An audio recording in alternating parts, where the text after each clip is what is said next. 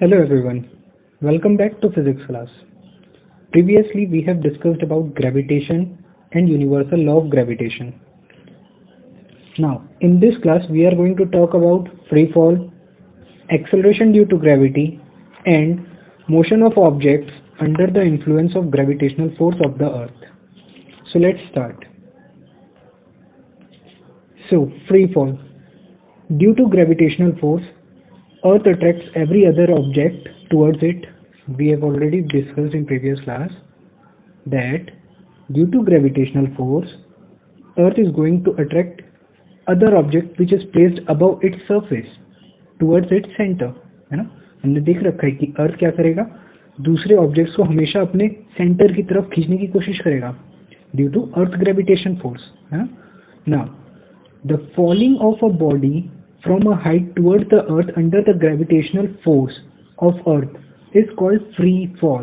मतलब कोई भी ऑब्जेक्ट अगर कुछ हाइट से नीचे की तरफ अर्थ की तरफ गिरेगा बिना एक्स्ट्रा फोर्स लगाए, ठीक है, उस ऑब्जेक्ट पर कोई भी एक्स्ट्रा एडिशनल फोर्स नहीं लगाएंगे, है ना, सिंपली ड्रॉप कर दिए. सपोज हमने एक बॉल को कुछ हाइट से ड्रॉप कर दिया तो वो अर्थ के ग्रेविटेशन की वजह से नीचे आएगा. इसी फॉलिंग बॉडी को मैं फ्री फॉल कहूँगा. ओके, चलिए. When an object falls freely towards the earth, there happens to be no change in the direction of motion. हमने देखा है कि अगर कोई ऑब्जेक्ट को हम ड्रॉप करते हैं तो वो स्ट्रेट पाथ फॉलो करते हुए डाउनवर्ड डायरेक्शन में आता है बिना अपना डायरेक्शन चेंज किए. वो कंटिन्यू डाउनवर्ड ही डायरेक्शन में आता है ना. सो इसका डायरेक्शन चेंज नहीं होता लेकिन वेलोसिटी इसकी चेंज होती है. वेलोसिटी का मैग्नीट्यूड चेंज होता है. Velocity is a vector quantity, लेकिन वेलोसिटी का भी डायरेक्शन चेंज नहीं हो रहा है. क्या चेंज हो रहा है? मैग्नीट्यूड. मतलब जैसे ही हम बॉल को रिलीज किए, सपोज किसी हाइट से एक बॉल को मैंने रिलीज किया तो क्या होगा, वो जैसे जैसे नीचे आता जाएगा उसकी जो वेलोसिटी है वो क्या होते जाती है, इंक्रीज होते जाती है अपने आप, है ना, या चेंज होते जाती है. तो डेफिनेटली अगर वेलोसिटी चेंज की बात कर रहे हैं हम तो ये एक्सेलरेशन का केस होता है ना. मतलब कहीं ना कहीं इसमें एक्सेलरेशन आ रहा है. ठीक है, तो मैं ये कह सकता हूँ ये जो एक्सेलरेशन हो रहा है इस फॉलिंग बॉडी पे, ये हो रहा है due to earth gravitational force. ठीक है, this acceleration is due to earth gravitational force और इसी एक्सेलरेशन को मैं कहता हूँ एक्सेलरेशन ड्यू टू ग्रेविटी.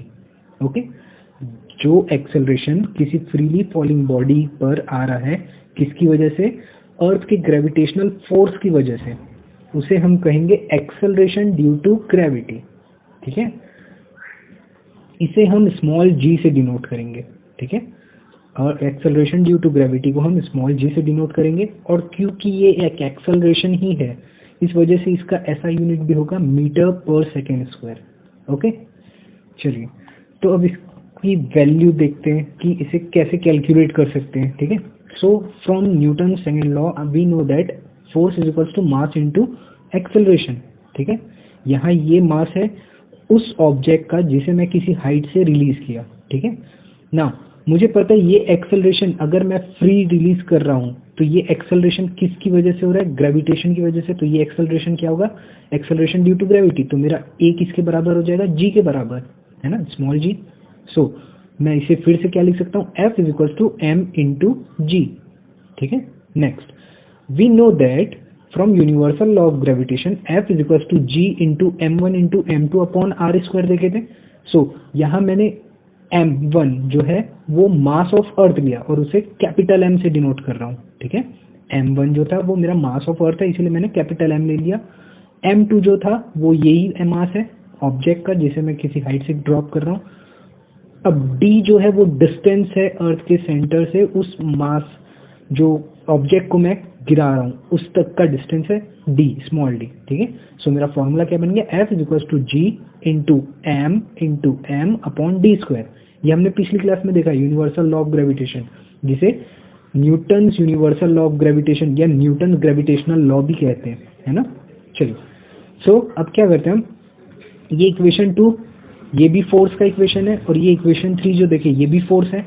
दोनों ही फोर्स है तो दोनों को आपस में इक्वेट कर लेते हैं. ठीक है, तो दोनों के राइट हैंड साइड को इक्वेट कर रहा हूँ क्योंकि लेफ्ट बराबर है तो मैंने राइट को भी इक्वेट किया, राइट भी बराबर होगा. So M G is equals to G m into M upon D square. अब देखिए यहाँ भी स्मॉल m है, यहाँ भी स्मॉल m है, दोनों यहाँ ऊपर मल्टीप्लाई में, तो ये वन टाइम कैंसिल आउट हो जाएगा। तो अब मेरे पास क्या बचेगा, small g is equal to capital G m upon D square. ठीक है। अच्छा, कैपिटल G जो होता है वो क्या रहता है, ग्रेविटेशनल कांस्टेंट। ठीक है, हमने पिछली क्लास में देख रखा है कि कैपिटल G क्या है, gravitational constant. So small g का अब हमारे पास फॉर्मूला आ गया, capital G into capital M upon D square. Capital M क्या है, mass of earth, small d क्या है, distance between the object and the earth. ठीक है, चलिए अब मान के चलते हैं कि वो जो ऑब्जेक्ट था स्मॉल m जिसका मास है, उसे मैंने अर्थ के सरफेस पे रख दिया है, तो क्या होगा, चलिए देखते हैं। देखिए मैंने क्या किया, ये अर्थ है मेरा, ठीक है, उसके जस्ट सरफेस पे मैंने किसको रख दिया, अपने बॉल मास जिसका स्मॉल m था। ठीक है, अर्थ का मास क्या है, कैपिटल M, इसका रेडियस हमने लिया है कैपिटल R। ठीक है, अर्थ का रेडियस है कैपिटल R। अब देखिए सरफेस पे रखा हूं तो उस ऑब्जेक्ट का अर्थ के सेंटर से डिस्टेंस कितना होगा, जितना अर्थ का रेडियस होगा उतना ही डिस्टेंस होगा, है ना। सो मैं d जो स्मॉल d, पिछले इक्वेशन में देखते हैं, ये जो स्मॉल d आया था इसको मैं किससे रिप्लेस कर सकता हूँ, रेडियस से, रेडियस ऑफ अर्थ, क्योंकि अर्थ का सेंटर और उस मास बॉल, ये जो बॉल है उसके बीच का डिस्टेंस कितना है, रेडियस ऑफ अर्थ के बराबर। ठीक है, सो मैंने उसको वहां पुट कर दिया, तो मेरे पास नया इक्वेशन क्या आ गया, small g is equals to capital G m upon r square. Okay, now we know that capital G, हमने कैपिटल G का वैल्यू पिछली क्लास में देख रखा है, जो हमेशा यूनिवर्सली एक्सेप्टेड है, और वो क्या कितना रहता है, 6.67 into 10⁻⁻11 Newton metre square per KG square.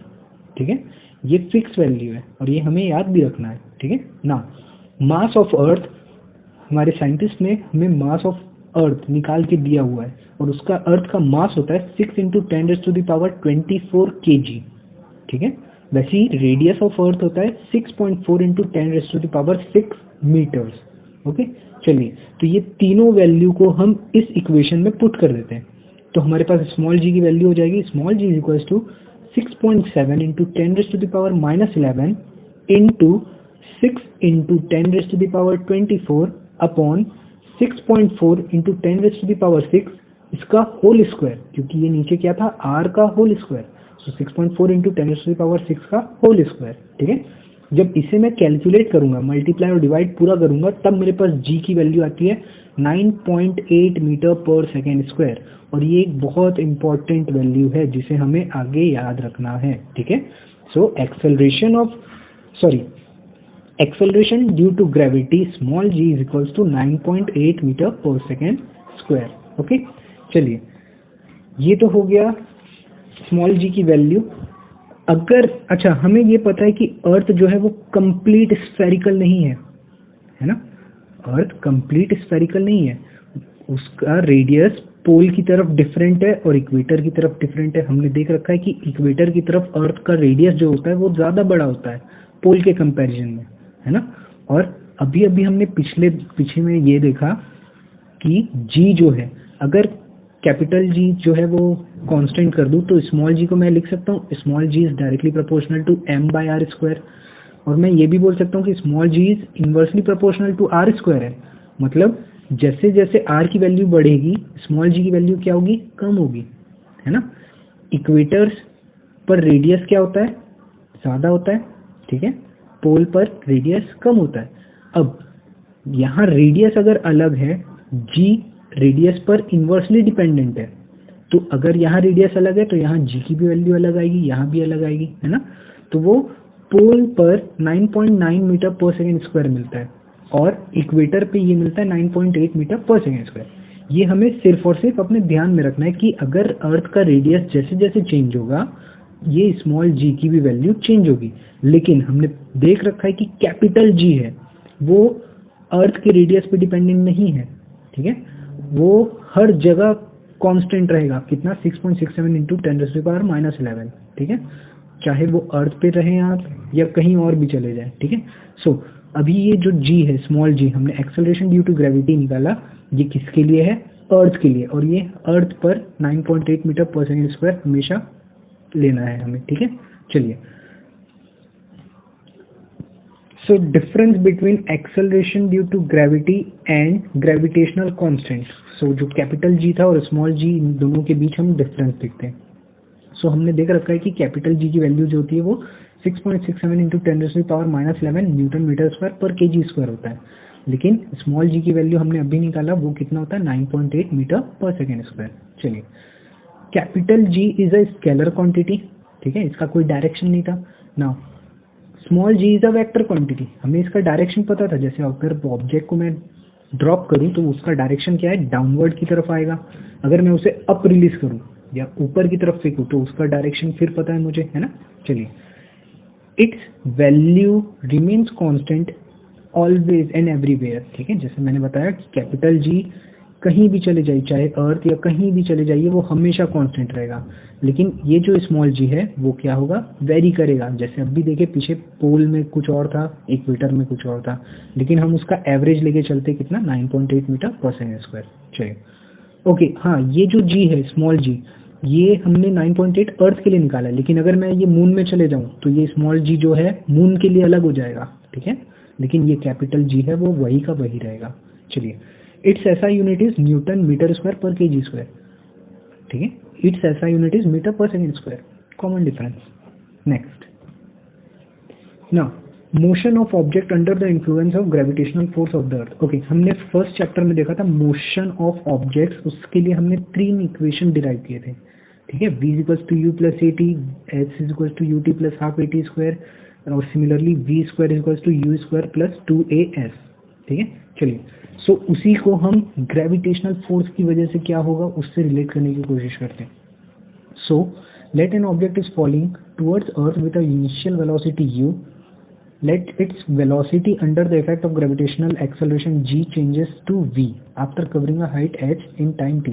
Suppose कोई एक ऑब्जेक्ट को हमने h हाइट से ड्रॉप किया था, जब शुरुआत में जब हमने ड्रॉप किया तब उसकी इनिशियल वेलोसिटी थी u, कुछ देर के बाद due to gravitational acceleration g its velocity becomes v, है ना, उसकी वेलोसिटी v हो गई, कितने टाइम के बाद, स्मॉल t टाइम के बाद।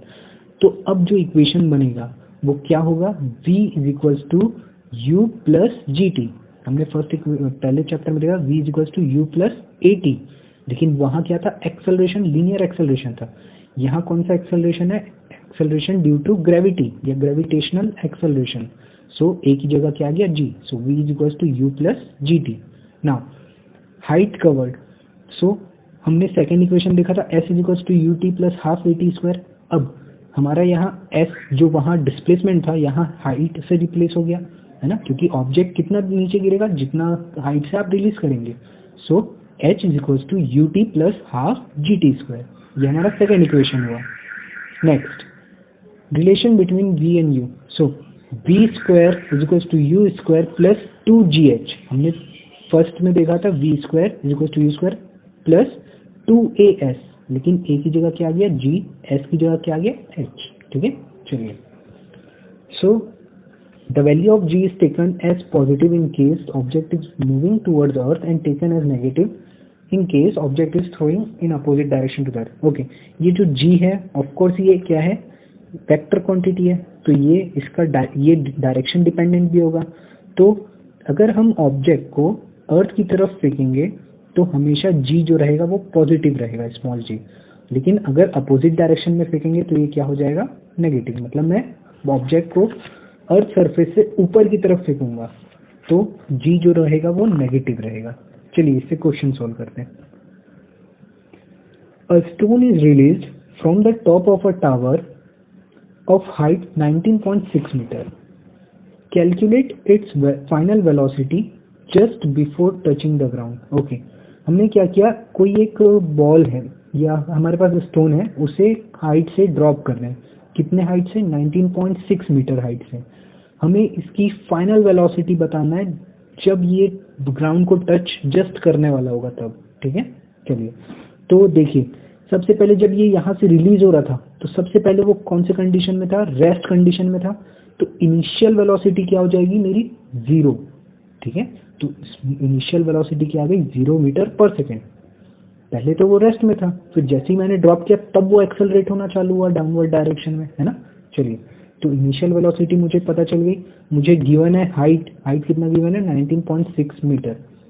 मुझे पता है कि ये ऑब्जेक्ट एक्सेलरेट करेगा कितने रेट से, g के रेट से, g का वैल्यू क्या था 9.8 मीटर पर सेकेंड स्क्वायर। ठीक है, चलिए अब मुझे निकालना है v, तो मुझे u और v का रिलेशन पता है, v square minus u square is equals to 2gs।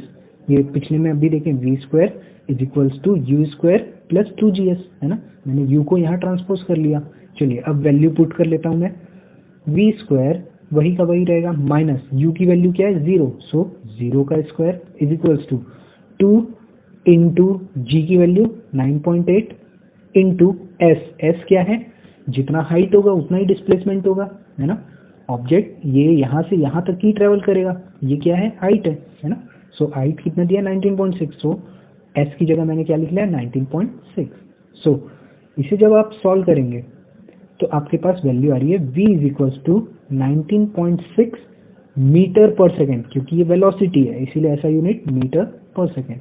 So final velocity just before touching the ground is 19.6 meter per second. This is our required answer.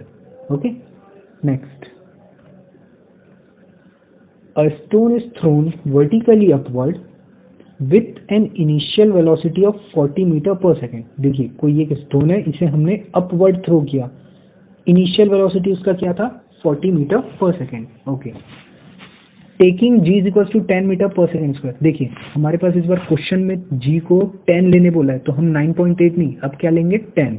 अगर क्वेश्चन में बोला है तो हम वही वैल्यू लेंगे, अगर कुछ भी नहीं बोला है तब हम लेंगे 9.8 metre per second square. Okay, चलिए इस केस में हमें g की वैल्यू दी हुई है 10 मीटर पर सेकेंड स्क्वायर। हमें क्या फाइंड करना है, find the maximum height reached by the stone, ये पहली चीज फाइंड करनी है। What is the net displacement and the total distance covered by the stone, हमें डिस्प्लेसमेंट भी ढूंढना है, नेट डिस्प्लेसमेंट ढूंढना है और टोटल डिस्टेंस भी देखना है। ओके, चलिए सो मुझे क्या क्या गिवन है, सबसे पहले मैं वो लिखूंगा, मुझे इनिशियल वेलोसिटी गिवन है कितना 40 मीटर पर सेकेंड, मैंने उसको लिख लिया। g मुझे कितना दिया था 10, लेकिन मैंने बोला देखिए यहाँ क्या किया हमने, इसे वर्टिकली अपवर्ड ग्राउंड के अगेंस्ट में भेजे, जब मैं ग्राउंड की तरफ भेजूंगा तो वो प्लस रहेगा, लेकिन अभी क्या कर रहा हूँ ग्राउंड के अपोज में भेज रहा हूँ, इसीलिए g को क्या लिया मैंने -10 metre per second square. Okay, चलिए मुझे हाइट पता करनी है। चलिए अब देखिए ध्यान दीजिए, अगर वो ऑब्जेक्ट क्या बोला है कि वो पहले ऊपर भी जाएगा और वो वापस भी आएगा, है ना। चलिए तो सबसे पहले एक थोड़ा सा इमेजिन करते हैं, अगर मैंने किसी चीज को ऊपर फेंका तो क्या होगा, सबसे पहले तो ये रेस्ट में, उसके बाद जैसे ही फेंका कुछ वेलोसिटी से लॉन्च किया, कितने वेलोसिटी से लॉन्च किया 40 मीटर पर सेकेंड, तो हमने अक्सर देखा है कि पहले स्पीड ज़्यादा रहती है, लेकिन जैसे ही ऊपर जाते जाते इसकी स्पीड कम होती है, फिर कुछ एक हाइट के बाद रुक सी जाती है, उसके बाद नीचे आती है। मतलब मैक्सिमम हाइट पे जब ये पहुंचेगा, है ना, मैक्सिमम हाइट पे पहुंचेगा तब इसकी वेलोसिटी क्या हो जाएगी 0, तभी तो वो नीचे आएगा। अगर वहां वो वेलोसिटी 0 नहीं होती तो वो और ऊपर जा सकता था, है ना, लेकिन मैक्सिमम हाइट सबसे ऊंचाई पे पहुंचने पर ये क्या हो जाएगा, रुक सा जाएगा, उसके बाद नीचे गिरेगा। पहले तो ऐसे करके ऊपर जाएगा, फिर कुछ देर के बाद नीचे आएगा, तो वो जब जैसे ही नीचे आने वाला है उसके जस्ट पहले उसकी वेलोसिटी क्या होगी 0। ठीक है, और मुझे अभी यही देखना है मैक्सिमम हाइट वाला केस, तो मैक्सिमम हाइट के लिए मेरा फाइनल वेलोसिटी क्या हो गया 0। ठीक है, फाइनल वेलोसिटी 0 हो गई। चलिए तो अब मैं इक्वेशन फाइनल वेलोसिटी और इनिशियल वेलोसिटी के रिलेशन से कितना हाइट कवर किया वो निकाल सकता हूँ, v square minus u square equals to 2gs।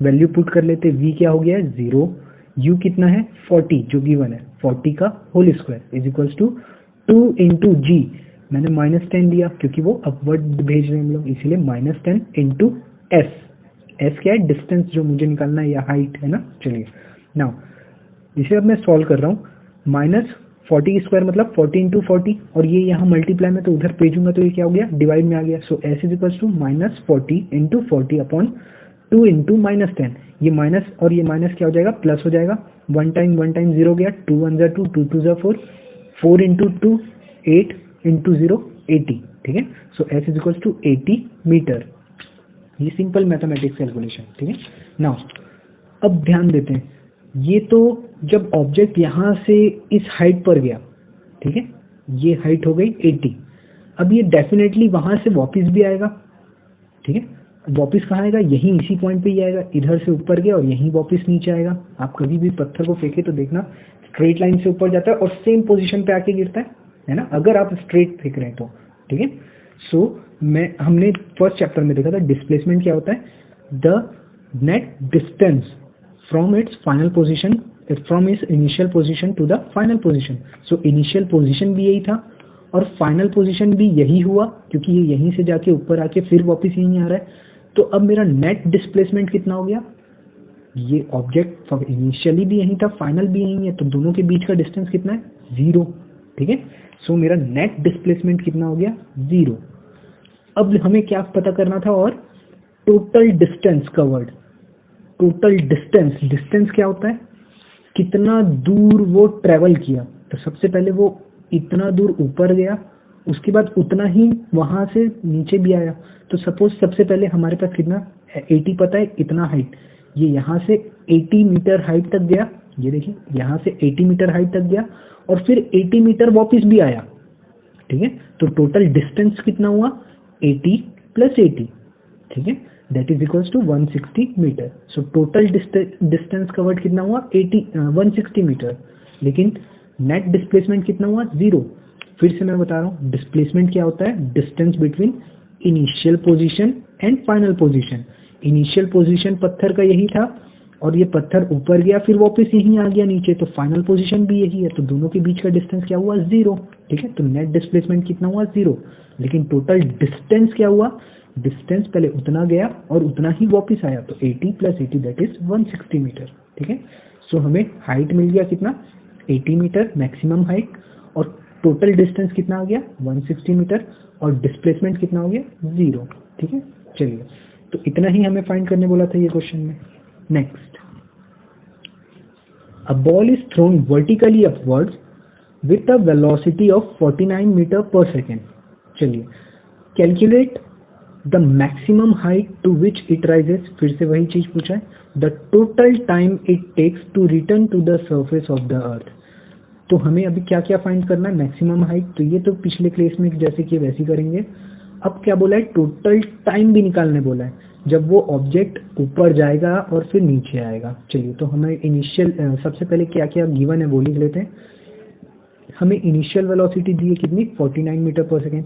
फिर से ऑब्जेक्ट, मुझे मैक्सिमम हाइट पता करना है, तो मैक्सिमम हाइट में ऑब्जेक्ट जब पहुंचेगा तो वहां क्या होगा, थोड़ा सा रेस्ट में आएगा फिर वापस नीचे आएगा। तो एक्चुअल में वो वहां रेस्ट में आया, तो मेरा फाइनल वेलोसिटी क्या हो गया, 0। उसी के बाद तो वो नीचे आया ना, ठीक है।